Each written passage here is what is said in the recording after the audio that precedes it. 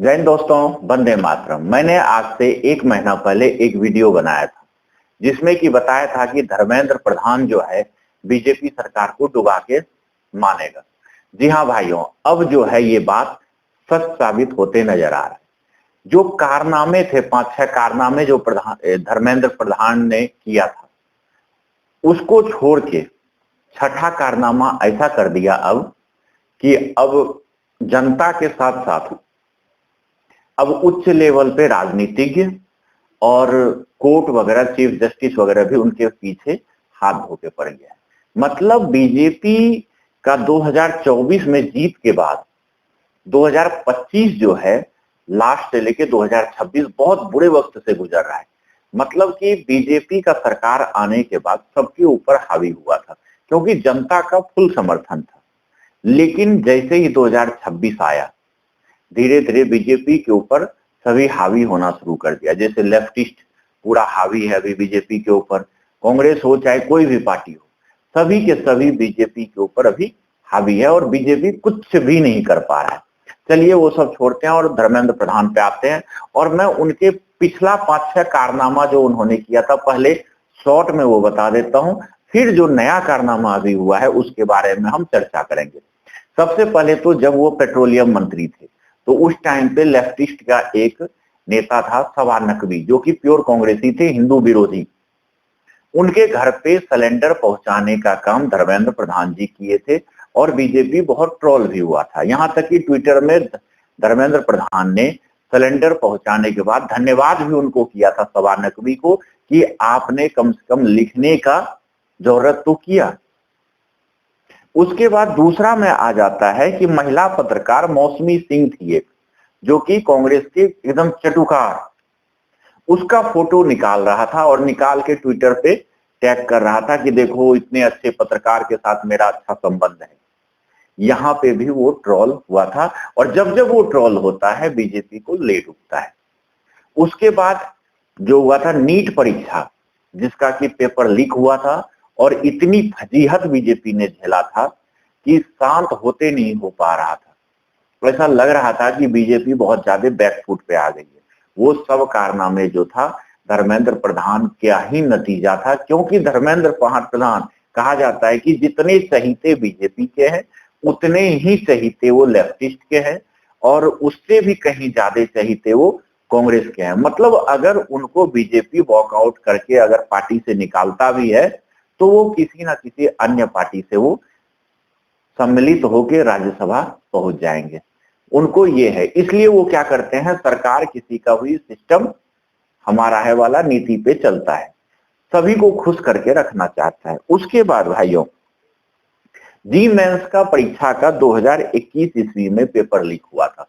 उसमें भी धर्मेंद्र प्रधान जी जो है फ्रंट फुट पे खेल रहे थे कि ये तो छोटे मोटे कारनामे हैं, ये तो होते रहता है। मतलब पेपर लीक की जो घटना है वो धर्मेंद्र प्रधान जी के लिए बहुत ही आम बात है, जबकि पेपर लीक के कारण जो मेधावी छात्र छात्राएं होती है उनके जान पे आफत बन के आ जाती है। बहुत सारे ऐसे होते हैं छात्र छात्राएं जो कि सुसाइड करने पे उतारू हो जाता है, लेकिन धर्मेंद्र प्रधान जो बीजेपी के लाडले नेता हैं उनके लिए ये जो है एकदम सिंपल बात है, छोटा बात है। ये होने के बाद ये भाइयों में लगातार हर साल का कहानी बता रहा हूं, जब से धर्मेंद्र प्रधान को बीजेपी सरकार में मंत्री पद मिला है तब से।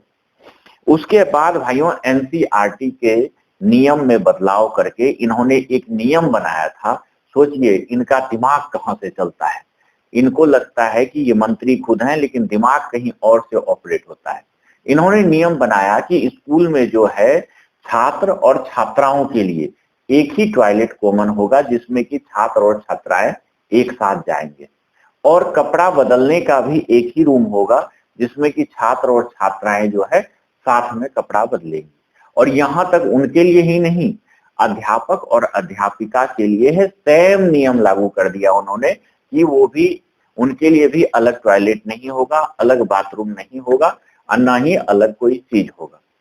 ये इसका बात खत्म हुआ ही नहीं था, दिल्ली का बुक फेयर अवार्ड जो चल रहा था उसका कारनामा आ गया धर्मेंद्र प्रधान का, जिसमें कि उन्होंने सेम जेंडर को अपना जेंडर बदल सकता है वाला एक नीति ला के रख दिया। मोदी सरकार ने किसी तरह इसका बीच बचाव करते हुए इनको शांत किया था कि तब तक सरकार को डुबाने के लिए यूजीसी वाला मसला लेके आ गया धर्मेंद्र प्रधान।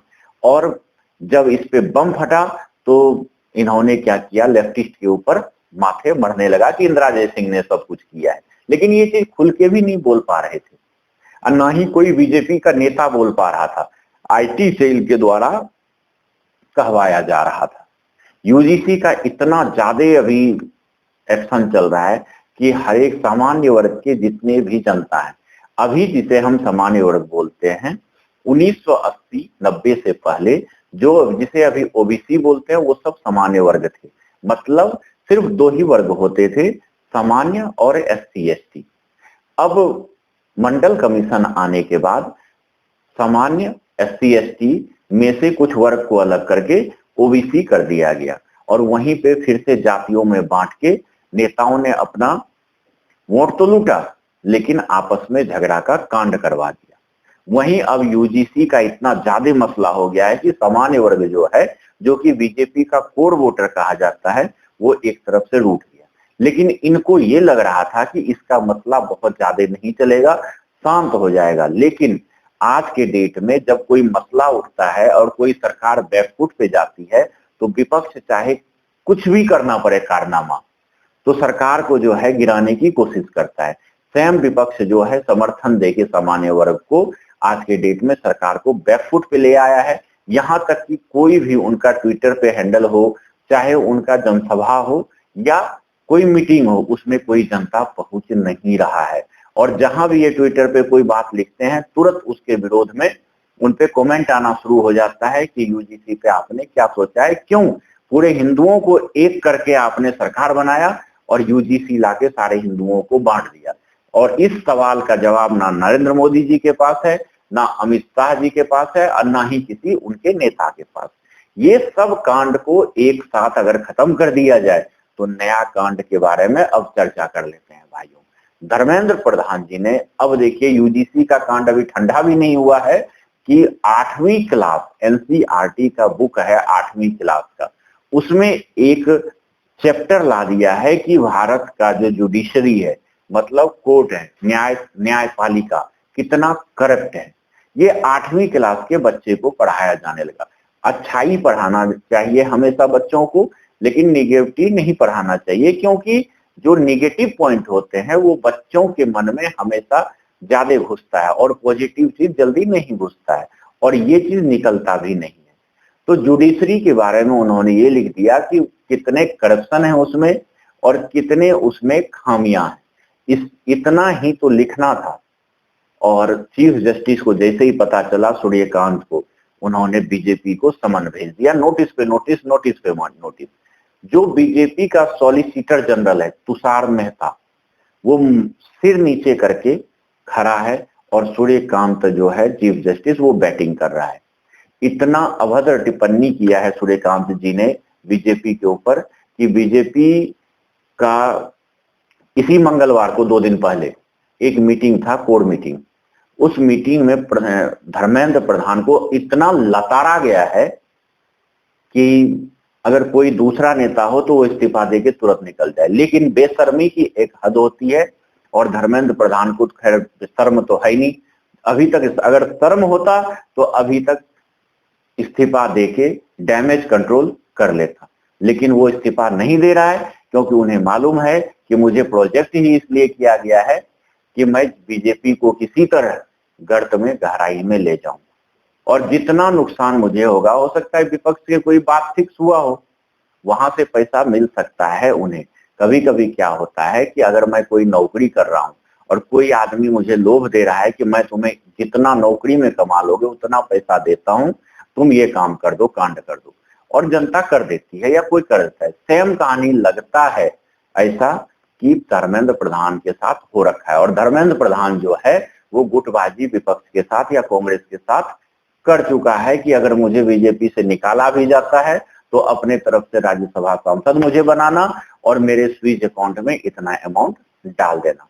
इसीलिए हर 6 महीने पे बीजेपी का फजीहत कराने से धर्मेंद्र प्रधान जो है वो चूकता नहीं है। अब ऐसा कहा जा रहा है सोशल मीडिया के थ्रू, न्यूज चैनलों के थ्रू कि धर्मेंद्र प्रधान का छुट्टी हो सकता है, बीजेपी जल्द ही उनको छुट्टी कर सकता है। धन्यवाद।